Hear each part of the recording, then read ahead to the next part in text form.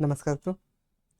आज का अध्याय हमारा 17 है और आज के वीडियो में हम लोग जानेंगे कि पत्र और कार्यालय पत्र अभिलेख क्या होते हैं, कोई भी पत्र किस प्रकार लिखा जाता है और कार्यालय पत्र, मित्र को पत्र, कार्यालय पत्र कैसे लिखे जाते हैं। आज इस वीडियो में हम लोग बहुत सारे पत्रों के बारे में जानेंगे और पत्र में किस भाषा का प्रयोग किया जाए वो सारी हम चर्चा करेंगे। अगर आपको दोस्तों वीडियो अच्छा लगे तो लाइक करें और कमेंट करें और चैनल को सब्सक्राइब करें। तो चलिए दोस्तों वीडियो को शुरू करते हैं।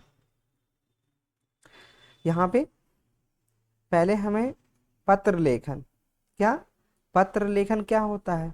मनुष्य सामाजिक प्राणी होने के नाते अपने जन्म से मृत्यु पर्यंत अपने भावों और विचारों को दूसरों तक प्रेषित करता है। भावों और विचारों के संप्रेषण के लिए विभिन्न माध्यमों का सहारा लेता है। आदिकाल आदिकाल में मनुष्य ढोल बजाकर, चिल्लाकर या गा आग लगाकर अपना संदेश अपने मित्रों या परिचितों तक पहुंचाता था। आज का युग सूचना सूचना क्रांति का युग है।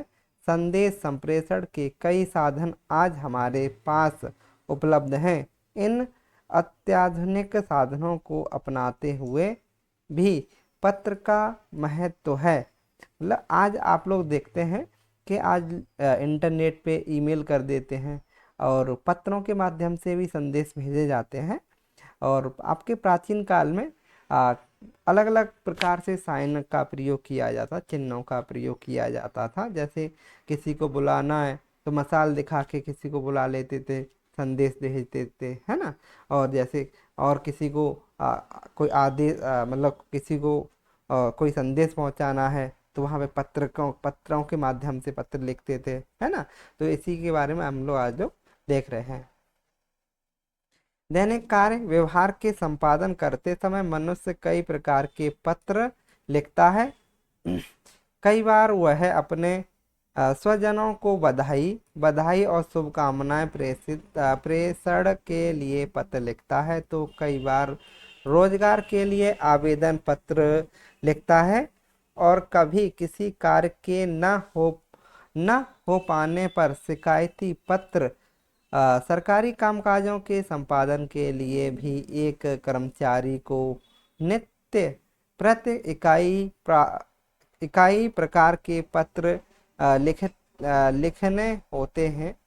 कई कारण संदेश प्रेषण से कितने ही अत्याधुनिक विकल्प पर उपस्थित होने के बावजूद पत्र लेखन का आज भी अपना महत्व है। लेकिन वास्तव में पत्र लेखन में भी एक कला होती है ना।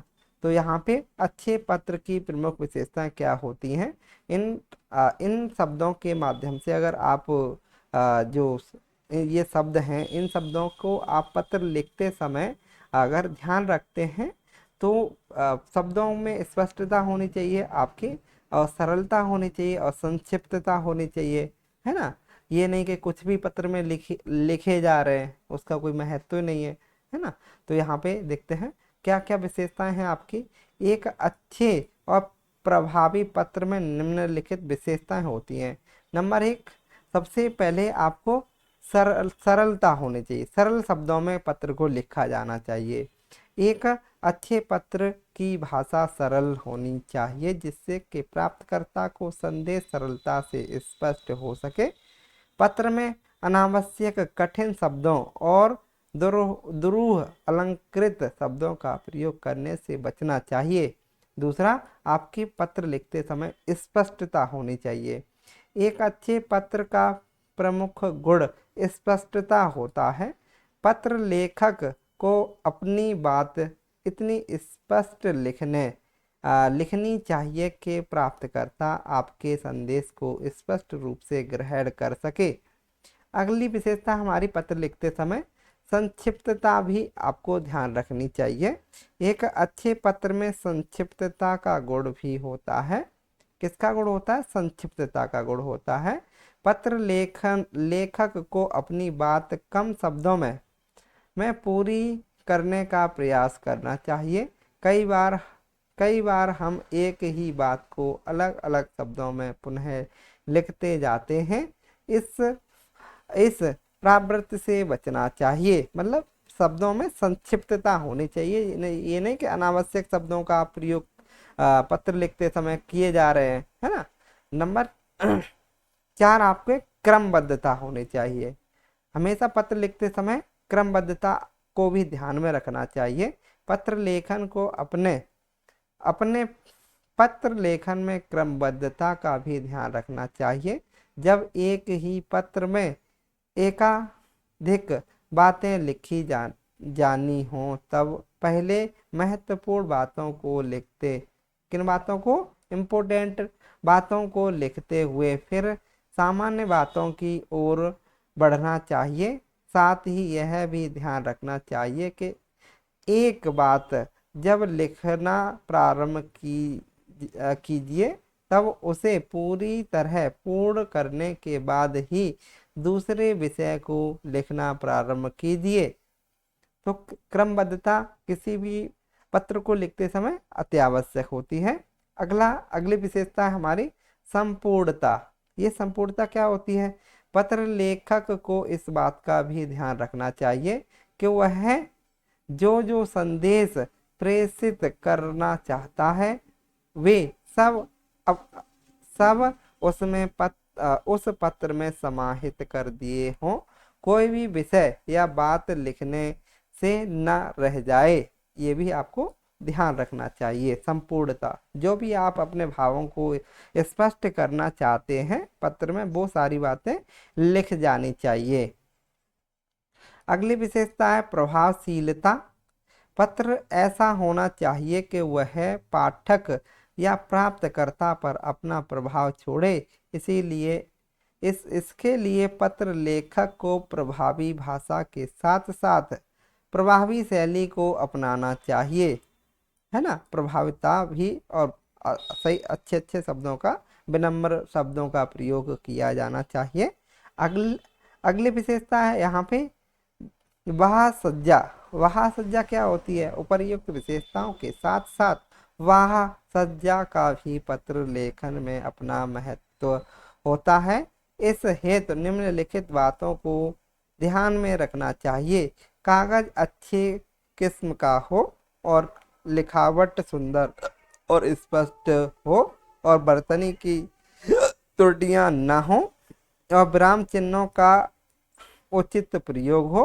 तिथि और अभिवादन अनुच्छेद का उचित प्रयोग आदि का भी ध्यान रखना चाहिए। अब देखते हैं पत्रों के प्रकार आपसे पूछे जाएंगे। ये हमारी विशेषताएं हो गई, है ना। 7 विशेषताएं हो गई पत्र लिखते समय। कौन कौन सी एक बार और देख लीजिए। पहले सरलता, फिर स्पष्टता होनी चाहिए, संक्षिप्तता होनी चाहिए, और नंबर 4 आपकी क्रमबद्धता, नंबर 5 संपूर्णता, उसके प्रभावशीलता और वह सज्जा भी आपकी पत्र लिखते समय ध्यान रखनी चाहिए। अगले आपके पत्रों के प्रकार पूछे जा रहे हैं। पत्र कितने प्रकार के होते हैं? पत्र सामान्यतः 4 प्रकार के होते हैं। आपसे अगर पूछा जाता है कि पत्र कितने प्रकार के होते हैं तो आपको बताना होगा पत्र हमारे 4 प्रकार के होते हैं। कौन कौन से? नंबर 1 होता है आपका व्यक्तिगत या पारिवारिक पत्र। दूसरा कार्यालय या राजकीय पत्र, कार्यालय पत्र कहो या राजकीय पत्र कहो। तीसरा होता है व्यावसायिक पत्र और चौथा होता है अन्य विविध पत्र। आपके अन्य में आ जाते हैं आपके व्यक्तिगत, कार्यालय और व्यावसायिक और अन्य, है ना। अन्य में आपका प्रार्थना पत्र आ जाएगा, आवेदन पत्र आ जाएगा। तो पहला देखते हैं व्यक्तिगत या पारिवारिक पत्र क्या होते हैं आपके। किसी व्यक्ति द्वारा जब अपने परिजनों या मित्रों को कोई पत्र लिखा जाता है तो उसे व्यक्तिगत या पारिवारिक पत्र कहते हैं। जैसे पिता माता मित्र को पत्र, बधाई पत्र और निमंत्रण पत्र, संवेदना पत्र व्यक्तिगत या पारिवारिक पत्रों की श्रेणी में आते हैं। जैसे व्यक्तिगत पत्र, व्यक्तिगत पत्र का प्रारूप किस प्रकार का होता है? व्यक्तिगत पत्र का प्रारूप, यहाँ पे प्रेषक का पता होना चाहिए इस प्रकार से, और यहाँ पे अभिवादन ऑब्लिक संबोधन यहाँ पे किया जाना चाहिए अभिवादन के तौर पे, है ना। ये फिर पत्र का प्रारूप यहाँ लिखा जाना चाहिए बीच में, इस प्रकार का फॉर्मेट होना चाहिए। उस मुख्य विषय या संदेश यहाँ लिखा जाना चाहिए, और पत्र का अंत इस प्रकार होना चाहिए यहाँ पे, और उसके बाद में प्रेषक का पता यहाँ होना चाहिए, और स्नेह या आदर सूचक शब्द आपके हस्ताक्षर यहाँ होने चाहिए, है ना। विशेषताएं देख लीजिए, ये व्यक्तिगत पत्र था इस प्रकार से।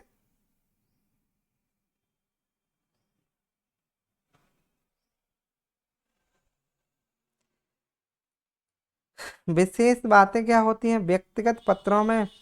प्रारंभ में ऊपर दाहिनी ओर प्रेषक अपना पता व पत्र लेखन की तिथि लिखता है, जिससे कि प्राप्तकर्ता को प्रारंभ में पता चल जाता है कि उसके किस परिवारजन या मित्र ने उसे पत्र लिखा है। प्रेषक होता है आपका भेजने वाला, है ना। प्रेषक कौन होता है? भेजने वाला। उसे हमेशा दाहिनी तरफ, अगर व्यक्तिगत आप पत्र लिखते हैं तो आप अपने दाहिनी ओर प्रेषक का पता और पत्र लेखन की तिथि डाल दीजिए, कि आपको इससे पता चल जाएगा। जैसे यहाँ पे इन्होंने लिखा हुआ प्रेषक का पता और दिनांक, किस डेट में ये पत्र आया है और हमारे पास में किस डेट में पहुंचा है ना। तो किसके द्वारा लिखा गया ये पता चल जाता है व्यक्तिगत पत्र में। आगे देखते हैं। तिथि लिखा जाता है जिससे कि प्राप्तकर्ता की प्रारंभ में पता चल जाता है कि उसके किस परिवारजन या मित्र ने उसे पत्र लिखा है।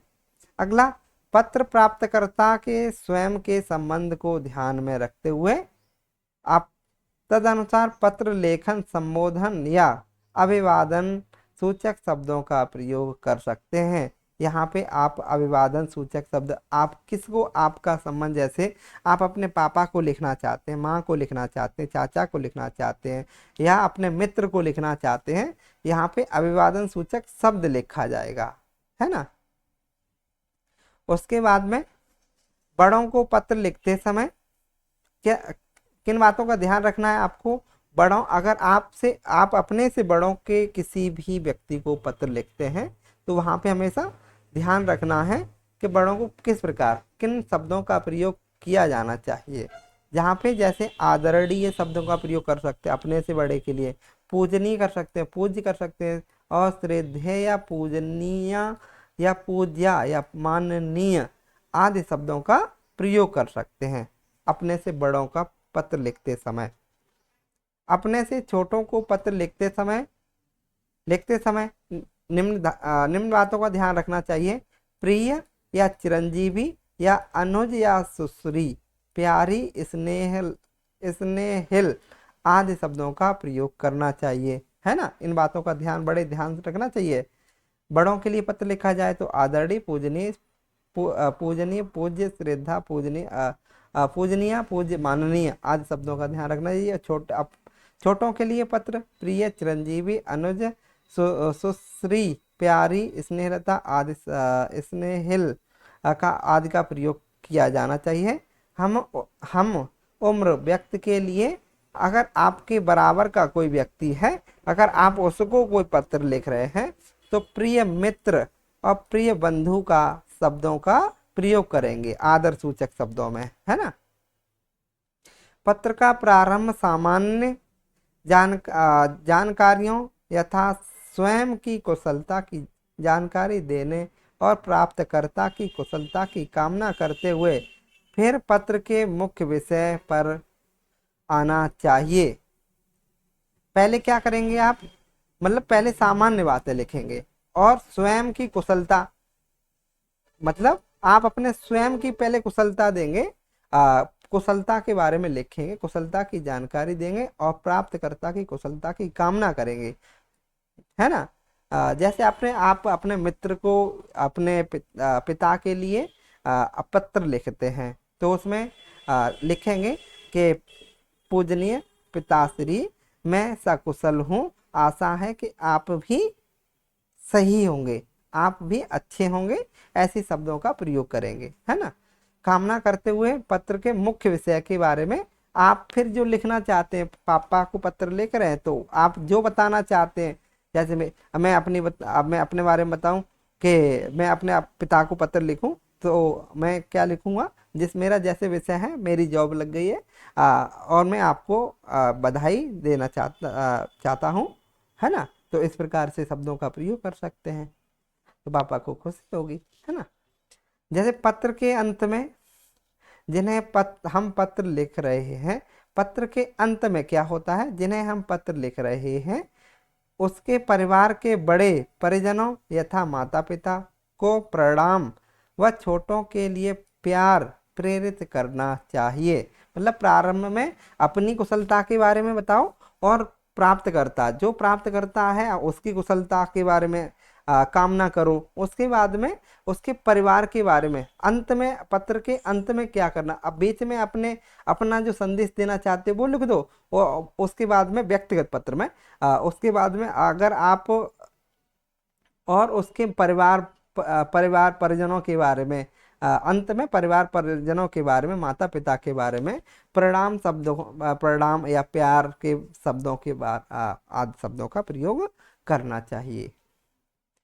अंतिम दाहिनी ओर स्वनिर्देशित यथा आपका, तुम्हारा, शुभेच्छ और कृपांशी आदि शब्द लिखकर अपने हस्ताक्षर करने चाहिए, और इसके नीचे कोष्टक में अपना नाम लिख देना चाहिए, है ना।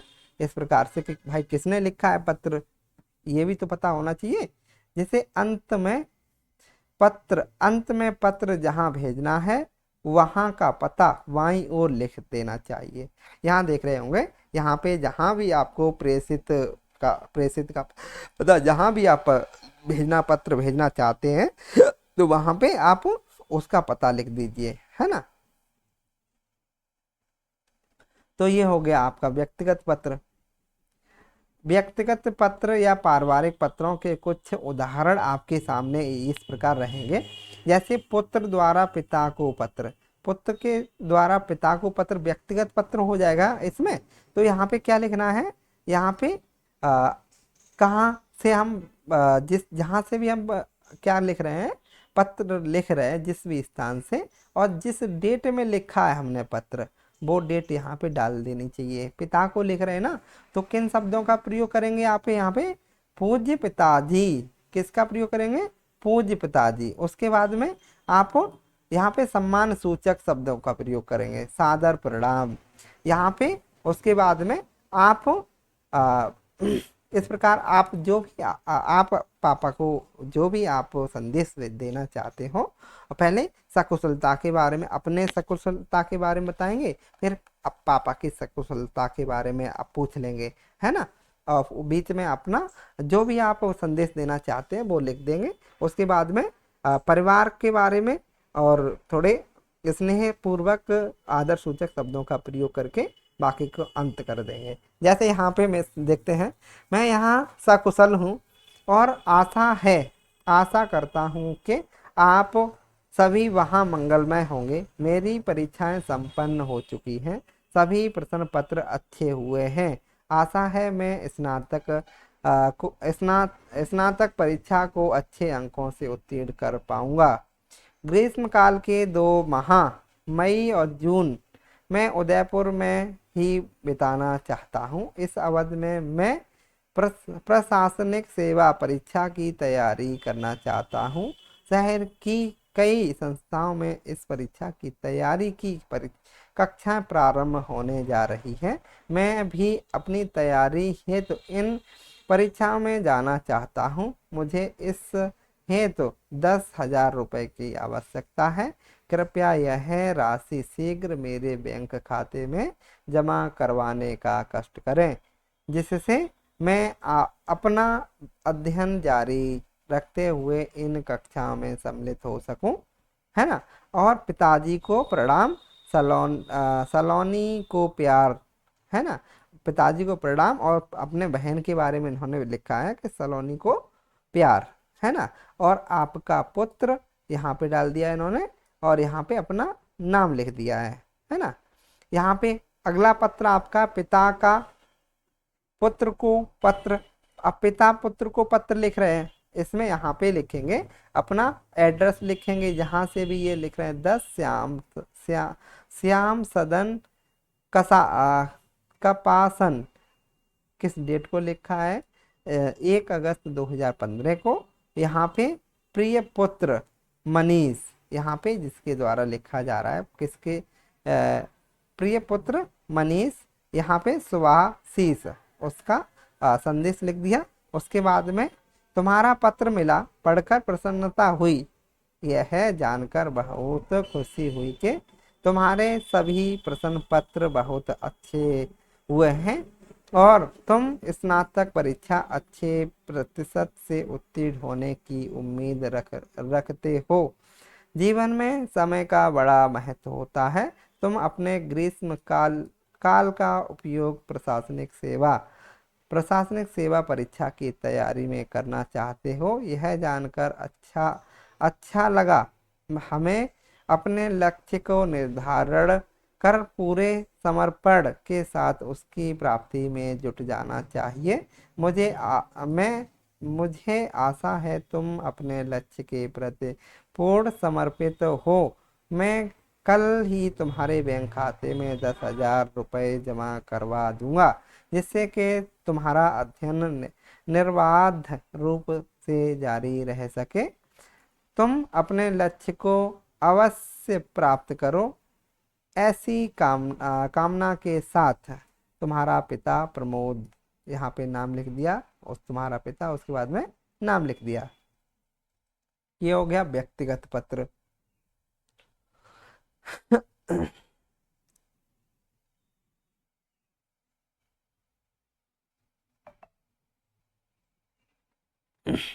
यहाँ पे मित्र को पत्र देखते हैं। मित्र को पत्र भी आपका व्यक्तिगत पत्र में ही आता है। यहाँ पे ये जयपुर लिख दिया इन्होंने। किस डेट में लिखा है? 10 जुलाई 2015 को। यहाँ पे मित्र को लिख रहे हैं तो प्रिय सखी सविता, ये लड़की के द्वारा लिखा जा रहा है, और वहाँ पे आदर सूचक शब्दों का प्रयोग किया गया है। सप्रेम नमस्ते, मित्र को लिखा जा रहा है ना। तो यहाँ पे मैं मतलब अपने बारे में बता दीजिए, अपने बारे में बता दीजिए और उसके बारे में जानकारी ले लीजिए आप। मैं यहाँ ठीक हूँ, तुम्हारा पत्र मिला, यह जानकर बहुत खुशी हुई कि तुम्हें PhD की उपाधि प्राप्त हो गई है। मैं जानती हूँ कि यह शिक्षा के क्षेत्र में सबसे बड़ी उपाधि है। इस उपाधि को प्राप्त करना बड़े ही गौरव का विषय है। तुम्हारी इस उपलब्धि से मैं भी गौरव का अनुभव कर रही हूँ। मैं कामना करती हूँ कि तुम निरंतर इसी प्रकार प्रगति करती रहो। तुम्हारे पिताजी को मेरा प्रणाम व छोटे भाई को विशाल को प्यार। यहाँ पे पहले अपने बारे में बता दिया कि मैं कैसी हूँ, और उसके बारे में पूछ लिया। अंतिम लाइनों में आप उनके परिवार के बारे में और उनके छोटे भाइयों के बारे में प्यार को जता सकते हैं। और शेष सकुशल, है ना। यहाँ पे तुम्हारे मित्र नाम लिख दिया, यहाँ पे स्नेहलता। ये संवेदना पत्र किस प्रकार लिखा जाता है आपका? जैसे यहाँ पे संवेदना पत्र की अगर हम बात करें, यहाँ पे व्यक्तिगत पत्रों के अंतर्गत आता है संवेदना पत्र। यहाँ पे जैसे इन्होंने लिखा है, ये भी जहाँ जिसने भी लिखा है ये वहाँ का एड्रेस लिखा जाएगा, और जिस डेट में लिखा है वो लिखा जाएगा, है ना। जोधपुर, आपके दिनांक 5 अगस्त 2015। ये आपके संवेदना पत्र है। प्रिय मयंक, हार्दिक हार्दिक संवेदना। तुम्हारे पिताजी के निधन का समाचार सुनकर बहुत दुख हुआ। तुमने अपने पिछले पत्र में स्वस्थ होने का समाचार लिखा था, किंतु यह अप्रत्याशित कैसे हो गया? तुम्हारे पिताजी का मुझ पर जो विशेष स्नेह था उसे मैं कभी नहीं भूल पाऊंगा। मैं जल्दी ही तुमसे मिलने जयपुर आऊंगा। दुख की इस बेला मैं परम पिता परमेश्वर से प्रार्थना करता हूँ कि वे तुम्हें और तुम्हारे परिजनों को इस कष्ट को सहने सहने का सामर्थ्य प्रदान कीजिए, और स्वर्गस्थ आत्मा को मोक्ष प्रदान करें। परिवार का दायित्व अब तुम पर आ गया है। मुझे विश्वास है कि तुम उसे भली प्रकार निर्वाह करोगे। तुम्हारा शुभेच्छु और महेश, है ना, शुभेच्छु महेश। ये संवेदन पत्र था। आपका अगला पत्र है प्रार्थना पत्र निःशुल्क शुल्क मुक्ति हेतु। यहाँ पे ये व्यक्तिगत पत्र के अंतर्गत नहीं आएगा आपका प्रार्थना पत्र। यह सेवा में आप अपने से बड़े लोगों के लिए लिख रहे हैं। सेवा में प्रधानाचार्य कॉमा, ये कॉमा लगेगा, कॉमा राजकीय उच्च प्राथमिक विद्यालय चित्तौड़गढ़, ये विषय रहेगा यहाँ पे इनका। शुल्क मुक्ति हेतु महोदय, उसके बाद में आदर सूचक शब्द। जब किसी बड़े अपने से बड़े व्यक्ति के लिए पत्र लिखा जाता है तो वहाँ पे महोदय का प्रयोग किया जाता है। उपयुक्त विषय में निवेदन है कि मैं आपके विद्यालय का कक्षा 11 का छात्र हूँ। मेरे पिताजी एक गरीब किसान हैं। परिवार में मेरे अलावा 3 और भाई बहन इसी विद्यालय में अध्ययनरत हैं। पिताजी का स्वास्थ्य लंबे समय से ठीक नहीं है, इसी कारण वे मेरा विद्यालय शुल्क जमा करने में असमर्थ हैं। मैं कक्षा 10 की बोर्ड परीक्षा में इस विद्यालय में सर्वाधिक अंक प्राप्त मैंने किए थे। साथ ही वॉलीबॉल प्रतियोगिता में मैंने प्रदेश स्तर पर टीम का नेतृत्व किया और मेरे नेतृत्व में हमारी टीम विजेता रही। विज्ञान मेले में भी मैंने मेरे द्वारा बनाए गए मॉडल का दूसरा स्थान रहा।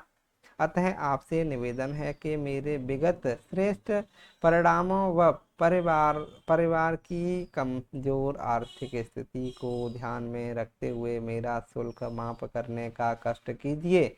आपके इस संयोग से ही मैं अपना अध्ययन जारी रख सकूंगा।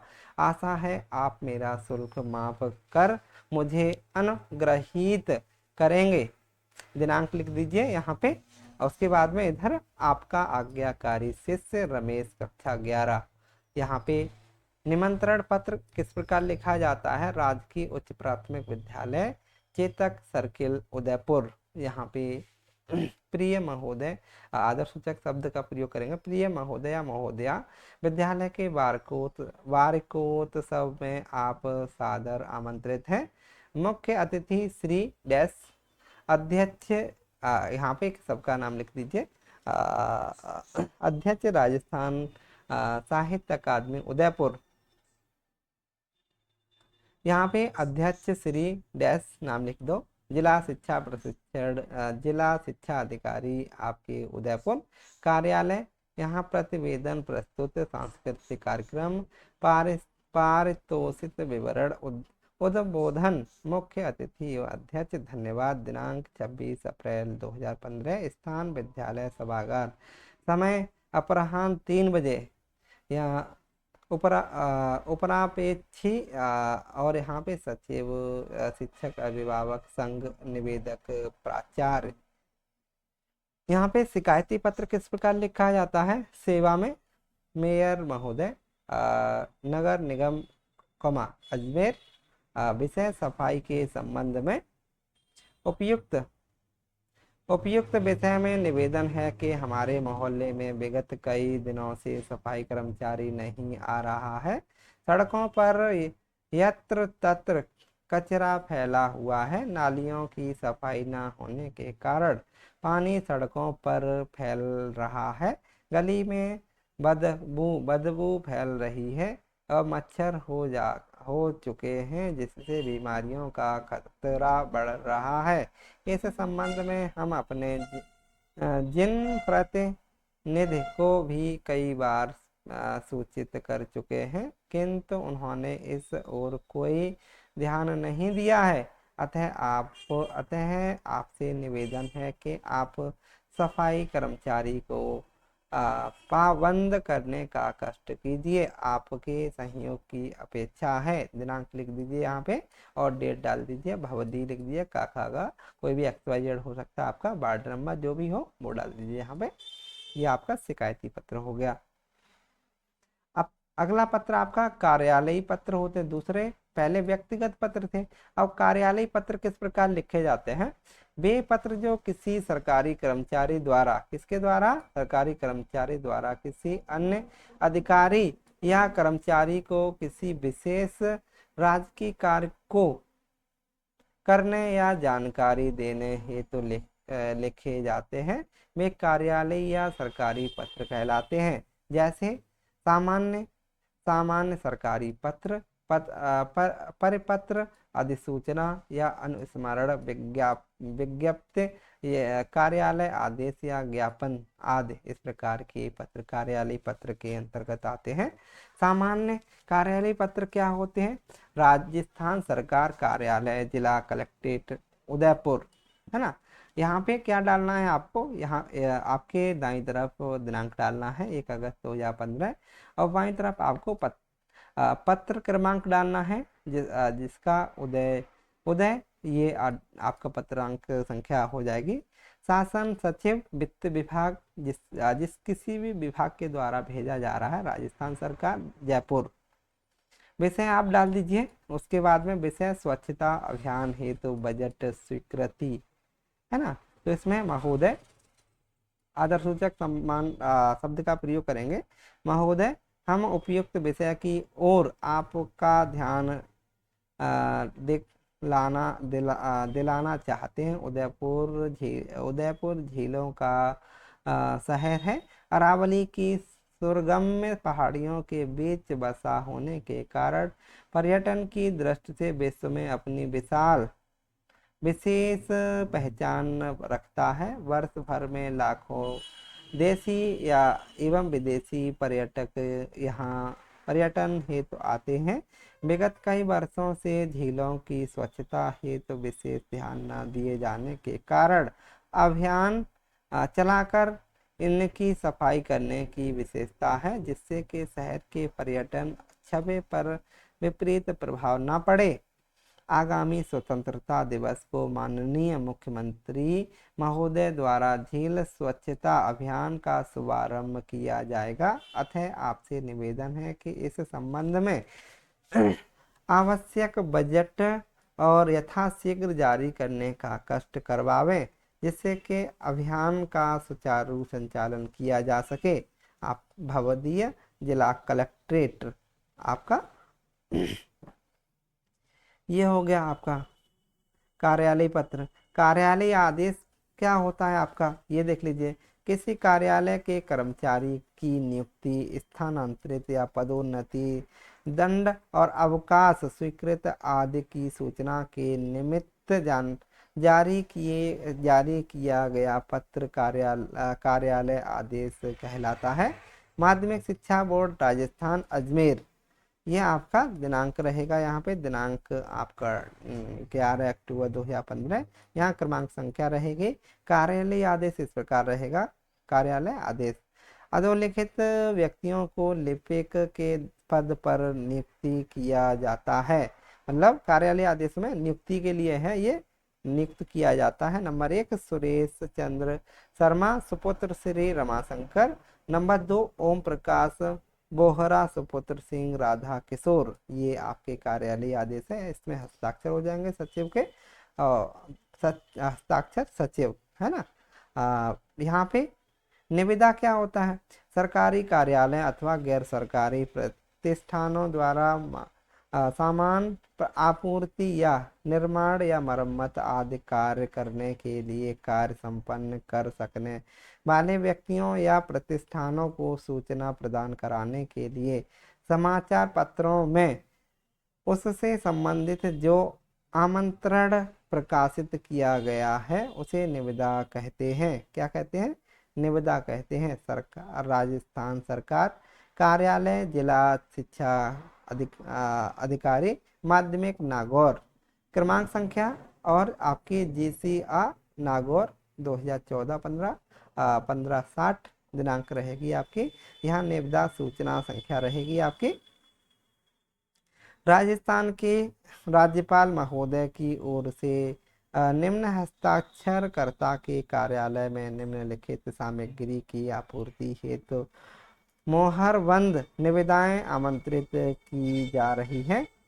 प्रपत्र प्राप्ति आपकी 14/10/15 से। निविदा प्रेषित अंतिम तिथि 25/10/2015 शाम 5 बजे तक। निविदा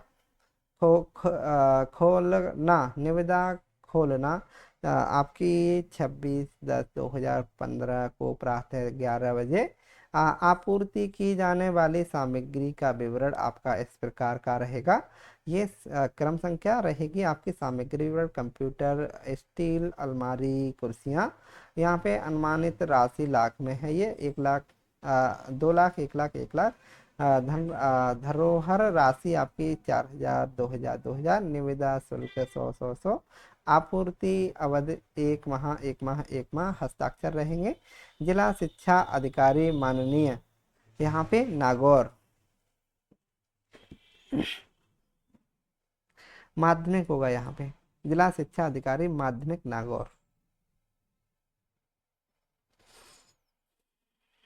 अगला है निविदा 2। निविदा 2 क्या होती है? कार्यालय अधीक्षण अभियंता सा निविदा और वृत्त कोटा अल्पकालीन निविदा सूचना संख्या 05 से 15। क्रमांक संख्या इस प्रकार की रहेगी आपकी। दिनांक यहाँ डाला जाएगा। इसमें राजस्थान के राज्यपाल महोदय की ओर से मैं डिफेक्ट लायबिलिटी अवधि के लिए राजस्थान सरकार के ए बी एवं सी श्रेणी के निवेदकों एवं केंद्रीय सरकार, राज्य सरकार, उसके अधिकृत संगठनों, पंजीकृत संवेदकों जो कि राजस्थान सरकार के ABSC श्रेणी के निवेदकों के समकक्ष हों, उसने निर्धारित निविदा प्रपत्र प्रो डॉक्यूमेंट प्रक्रिया हेतु ऑनलाइन निविदाएं आमंत्रित की जा रही हैं। निविदा से संबंधित वेबसाइट इंटरनेट www.eproc.rajasthan.gov.in, www जैसे कि DIPO REE ऑनलाइन line.org और ये आपकी वेबसाइट है पर उपलब्ध है। कुल निविदा के कार्य एक कार्य रहेगा। निविदा की लागत आपकी रुपए में 132.50 लाख रहेगी। कुल धरोहर राशि जो रहेगी आपकी अनुमानित लागत की 2% 30,700, अनुमानित लागत की आधा प्रतिशत 76,750 रुपये। ऑनलाइन निविदा फॉर्म देखने की तारीख आपकी 26/10/15 प्रातः 11 बजे से 30/10/15 शाम 4 बजे तक। ऑनलाइन निविदा खोलने की तारीख आपकी 2/11/2015 से 4 बजे तक। अधीक्षण अभियंता सार्वजनिक वृत्त कोटा, है ना। ये विज्ञापन आपका, विज्ञापन के माध्यम से कोई राजकीय या गैर राजकीय संस्था अपने निर्देश योजना निर्णय आदि को समाचार पत्रों के माध्यम संबंधित व्यक्तियों एवं आम जनता तक पहुंचाने के लिए विज्ञापन जारी करता है। माध्यमिक शिक्षा बोर्ड राजस्थान अजमेर। ये क्रमांक संख्या रहेगी आपकी और यहाँ पे तारीख रहेगी। विज्ञप्ति संख्या आपकी इस प्रकार से रहेगी और पाठ्य पुस्तक विक्रेताओं का पंजीकरण इस प्रकार रहेगा। ये दोस्तों देख लीजिए। आगे देखते हैं। इस प्रकार से ये विज्ञापन संख्या रहेगी। आप इस प्रकार से अपना कार्यालय पत्र को तैयार कर सकते हैं।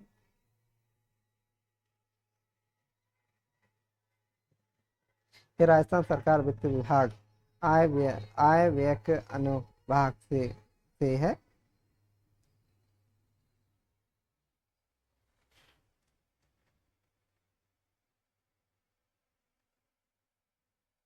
ये अर्धशासकीय प्रपत्र है।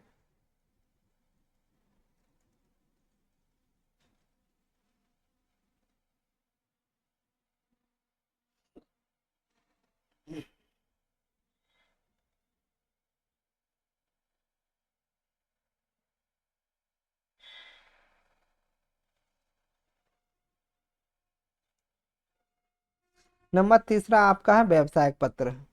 पहले आपके व्यक्तिगत पत्र थे, उसके बाद में कार्यालय पत्र थे, उसके बाद में तीसरा है आपके व्यवसायिक पत्र। किसी व्यवसायिक संस्था द्वारा किसी अन्य व्यवसायिक संस्था को व्यवसायिक कार्य हेतु लिखा गया पत्र व्यवसायिक पत्र कहलाता है। इस प्रकार के पत्रों द्वारा व्यवसाय के पूछताछ, मूल्य जानकारी और सामान क्रय विक्रय, पहुंच आदि के विषय में पत्राचार किया जाता है। जैसे कि टेलीफोन नंबर आपका, कोड नंबर आपका, यहाँ पे पत्र क्रमांक रहेगा और ये आपका एड्रेस रहेगा यहाँ पे, है ना, जहाँ से भी हैं आप, इस प्रकार से एड्रेस आपको डालना पड़ेगा, है ना। आगे देखते हैं।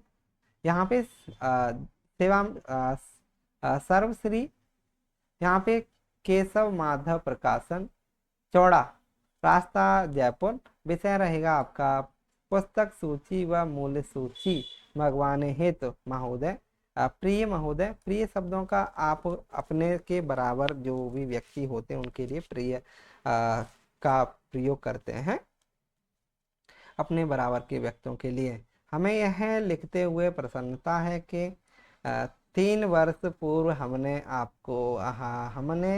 पुस्तक व स्टेशनरी का व्यापार प्रारंभ किया था, जो निरंतर प्रगति पर है। हमें ज्ञात हुआ है कि आप जयपुर के प्रमुख पुस्तक विक्रेताओं में से एक हैं। हम आपसे व्यापारिक संबंध स्थापित करना चाहते हैं। कृपया हमें आपके द्वारा विक्रय की जा रही पुस्तकों की सूची या मूल्य सहित भेजने का कष्ट कीजिए, यथा साथ ही आपकी व्यापारिक शर्तों का विवरण भी प्रेषित कीजिए। आप भवदीय और उसके हस्ताक्षर यहाँ पे नाम डाल दीजिए, है ना। तो ये आपके 3 प्रकार के पत्र थे। अन्य प्रकार में भी आपके पत्र 4 प्रकार के थे। आपके व्यक्तिगत पत्र था, अब कार्यालय पत्र था और व्यवसायिक पत्र, और अन्य पत्रों में आपके पत्र थे, है ना। तो यहाँ पे कुछ अभ्यास प्रश्न हैं। इन अभ्यास प्रश्नों को भी हम लोग देख लेते हैं।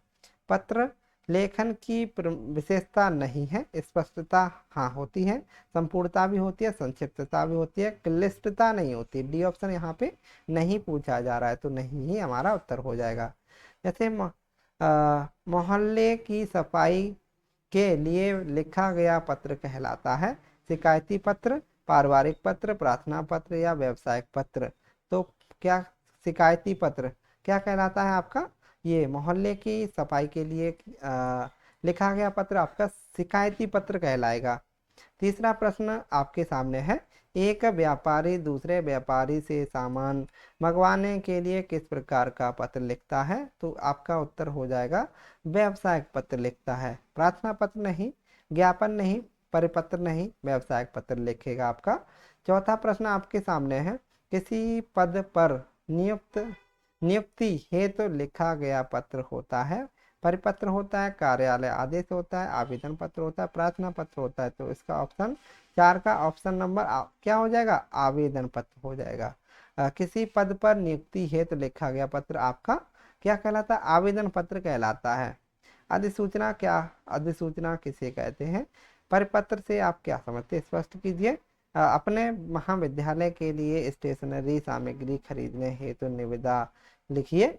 जिला कलेक्ट्रेट बांसवाड़ा की ओर से वृक्षारोपण कार्यक्रम पर पत्र जारी कीजिए। और नगर निगम को सफाई व्यवस्था हेतु एक पत्र लिखिए। अपने विद्यालय के प्राचार्य से शैक्षणिक भ्रमण पर जाने की अनुमति मांगने हेतु प्रार्थना पत्र लिखिए। तो ये आपके रिटन बेस है, आप इन्हें लिख सकते हैं। आगे देखते हैं दोस्तों।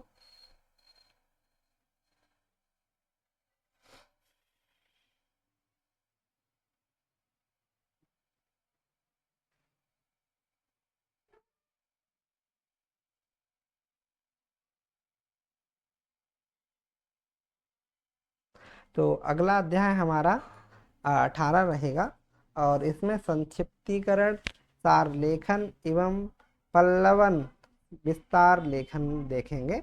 ये वाला चैप्टर अगले वीडियो में हम लोग कवर करेंगे। आज का वीडियो यहीं तक है। अगर आपको दोस्तों वीडियो अच्छा लगा है तो लाइक करें, कमेंट करें और चैनल को सब्सक्राइब करें। नमस्कार दोस्तों, फिर मिलते हैं। नमस्कार।